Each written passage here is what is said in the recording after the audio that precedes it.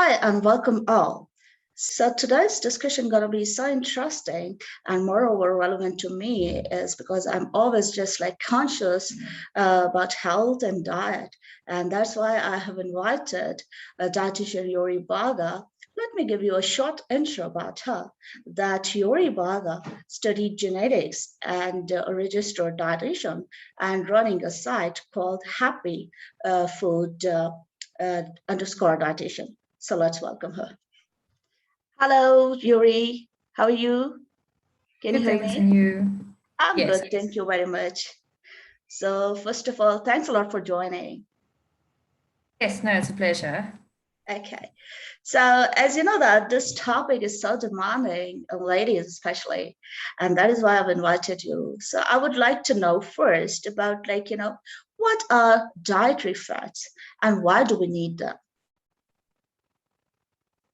Okay, so yeah, I think fats have a bad reputation. They always get blamed for weight gain and poor health. And I think that is true to an extent, just because we eat too much of them. So to start at the beginning, a dietary fat is basically one of the four main macronutrients. We have carbs, proteins, fruits, veggies, and then we have fats. So it's one of the very important sort of key aspects of our total daily intakes, and it's definitely something we need. So if we were to stop eating fat and cutting fat from our diet completely, I don't think we would last very long. Our bodies would definitely suffer for it, and we would not feel good, and the health symptoms would be quite apparent. So we need fats. They are essential to us, which means our bodies aren't able to produce a number of them, so we have to get them in from our diet.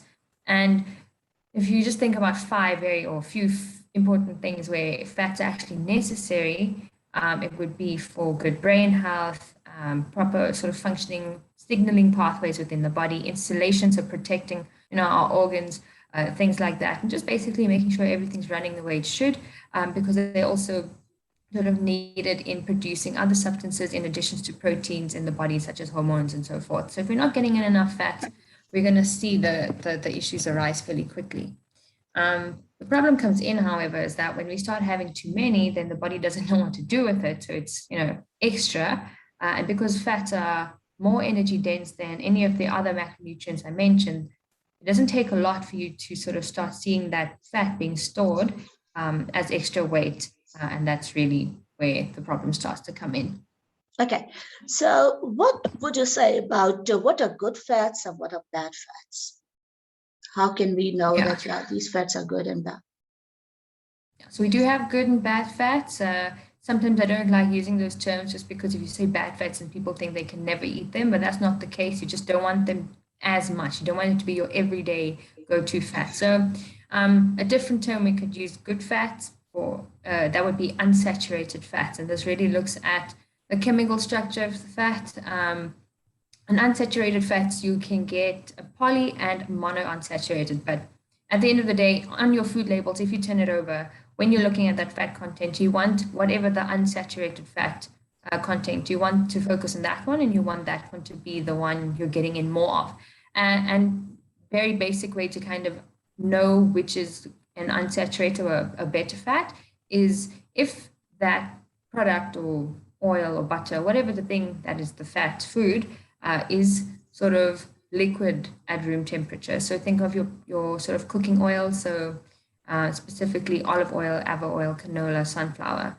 We always recommend these ones instead of cooking with things like butter, because if you think of butter at room temperature, it's actually more of a solid. So that's an easy way to kind of know if it's a healthier type of fat. And then another way is kind of thinking, where is this fat coming from? So if it's coming from a more plant-based source, so all those oils I just mentioned are from plants or seeds, and then things like avocados and seeds and nuts. Those are the healthier ones. On the other hand, the unhealthier fats would be animal sources. So thinking red meat, it's the fat on the side of the meat. I mentioned butter. And then there's one exception, which is coconut oil, and that's become very popular recently in the past few years. And it's a bit of a confusing one because it is plant origin, but in summer, coconut oil is a liquid at room temperature, but actually this is the exception to the rule, and it's actually a saturated fat, and it's not as healthy as we've been sort of led to believe by media and marketing. Okay, so these days, people become more conscious about, in respect to dieting, and a lot more crash diets that you just heard about. Like, let me just tell you a bit more. Like crash diets, like could be keto diet, vegan diet, Atkins diet, ultra raw fat diet, and the paleo diet. So I would want you to describe three of them, and what would be the pros and cons, for ladies or other people, like whoever wants to follow these diet. What would they achieve out of it, and what would be the maybe side effects or bad effects for them? Okay, so you mentioned a few, keto, paleo, Atkins. Those are actually can be considered a very similar diet. It's just the same principle with a different name that have been marketed over the years. So the paleo was a few years ago, before keto was Atkins, but it's the same idea where they're promoting a low carb, high fat diet because carbs are bad and carbs cause weight gain, but that is actually not the case. So if anyone was hoping to, I don't know, I assume the goal here is weight loss. Most people go into these diets for weight loss.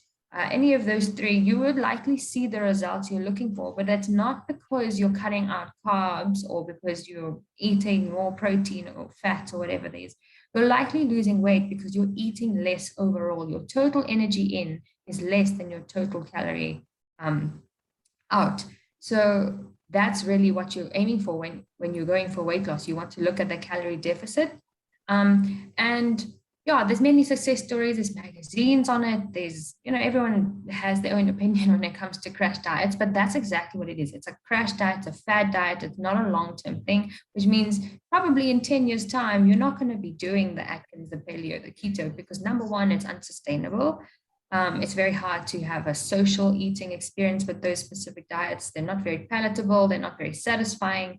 And to be honest, any crash diet, fad diet, you're probably going to see results first 2-3 years, and 95% of the time people who have lost weight will see that weight regained, and often it'll be more than the original weight. So my first line of advice is don't diet, find healthy habits that will help you achieve those goals as a lifestyle. So if you can't do the thing you want to do to achieve the goal you're trying to achieve, if you can't see yourself doing it for not even a week, a month, even a year, if you can't see yourself doing it for the next 10 years, you probably need to try a different approach. So yeah, in terms of the pros and cons for Atkins, paleo, keto, whatever it is, those low carb, high fat diets, I'm hesitant to say they are pros. Obviously it does work for some people, that's all right, but I just don't believe in cutting out whole food groups, because if you're not getting, or if you're getting minimal carbs in, carbs aren't just there for, tasting nice or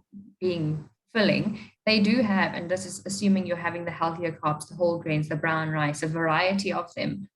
Especially in South Africa, many of our carbohydrates, like the maize meal and stuff, are fortified.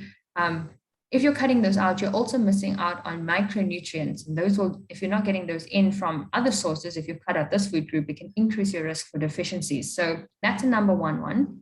And also, for example, with the keto diet, very popular, it's taken, the world by storm, but there's actually no long-term studies looking at the effects of, okay, if I do the keto for 5, 6, 7 years or 10 years, however long, there's no long-term studies to say, oh, it actually might not be so great for your kidneys, for your liver, because it has been shown in short-term studies, a little bit of strain in terms of, liver and kidney, but nothing substantial. So we just don't know what's going to happen if you do this for 10 years. Maybe you'll be fine until your 40s or 50s. And then, oh gosh, no, you have a problem down the line. We just don't know. Additionally, because you're cutting out a food group, which is carbs, and you're focusing on a high fat, high protein diet, lots of the time people won't think, okay, yes, I'm eating lots of fat and lots of protein. I'm meeting my calories. I'm doing what the book is telling me, but they're not thinking the quality of the things they're putting into the body. So if you are having a high fat diet and you're including more than you should be, or more than you were before, of those saturated, those unhealthy fats we spoke about,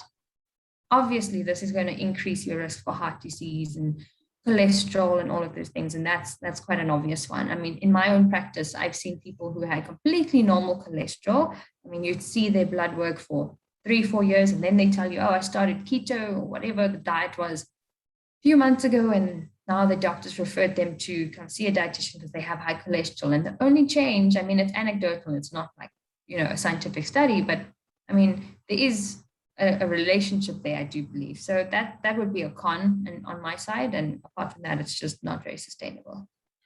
Okay. So what would you say about vegan diet? Because that's completely different. In my mind, it's just like, just go completely on vegetables. So please describe about that and pros and cons, of course. So vegan diet, I wouldn't say this one is so much as a fad as the others, as it's more of a way of eating. It's not only to do with the health side of it. I think in the last couple months, maybe the last 2-3 years, it's become a thing where people do it not really understanding what it is because they think it's a healthier thing or it's a trendy thing or whatever it may be. But true vegans, they will tell you they've gone vegan because of the environmental issues, animal rights, all of that. And that's not totally, nutritional or health related, but it's more holistic. So in that sense, it's a bit different, obviously. And then within the vegan categories, there are a number of different types of vegan diets, but the basic one is basically where people will exclude any type of food that is of animal origin. So, that's milk, dairy, eggs, cheese, meat products, fish, whatever it may be, eggs. And they will only have, veggies and legumes and whatever the rest. Raw vegan is basically literally only fruits and veggies, no processed foods either. So that is a bit different, and yeah, that can be quite restrictive. And I mean, it's very hard to make sure you're getting in the necessary things there. So the con there would be you are at greater risk for nutritional deficiencies if you're not working well with a dietitian or a healthcare professional to make sure you're supplementing everything you're missing. But a normal vegan diet, I think now, because there's so much on the market that's sort of there, the food manufacturers have picked up that this is now where the tension is, and there's sort of a gap to make money. So now there's lots of products to fill this gap. It's not to say all the products are healthy, but they are products. But yeah, a pro of just a normal vegan diet is it promotes vegetables, fruits and veggies, fresh whole foods. And we always want to promote plant-based eating. So more plants, less meat, specifically red meat, just because that has been shown to be a healthier way of eating.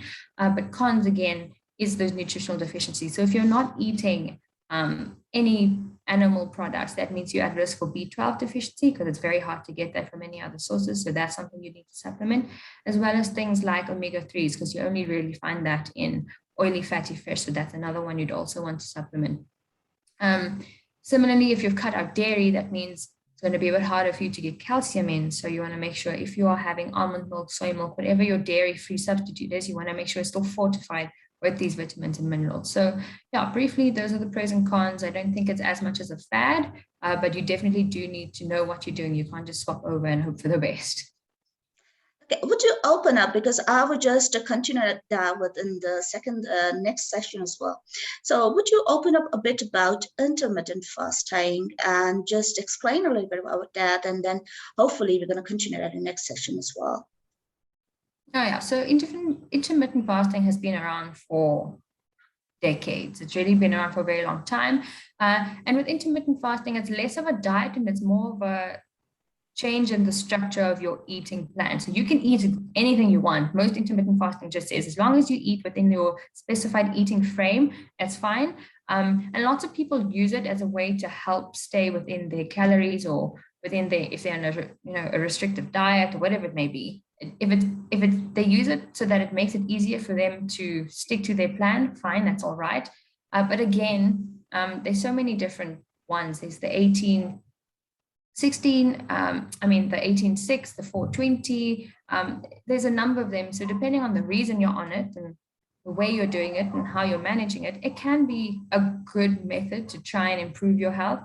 Conversely, if you're just doing it because your friend told you they're doing it and they saw great results, maybe not so much, because again, if you're not actually watching what you're eating in your eating period, you could still be going over your calories. So yeah, intermittent fasting is a lot to go into. But again, if it's just for weight loss and you're finding it difficult, and if you want to see results, again, as long as you're eating less, it's not been shown to be more effective than just a normal low calorie or you're eating in a calorie deficit than, just a normal eating plan.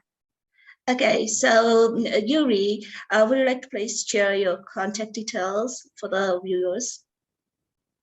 Yeah, so you can contact me on 083-454-9876, or you can email me at dietitian.yuribhaga@gmail.com. But I'm most frequently on social media, so on Instagram at the happyfood_dietitian. And if you have any questions, feel free to pop me a message. And I'm based online, Pretoria, Joburg. So yeah. Okay, so I was like, it was a wonderful session with you this time, and I would definitely get a hold of you for the next session as well quite soon. I would definitely going to discuss that with you. So pleasure to have you. Thank you so much, and have a lovely day. Thank you so much. Okay, bye-bye. Thank you, you too. Bye. Bye.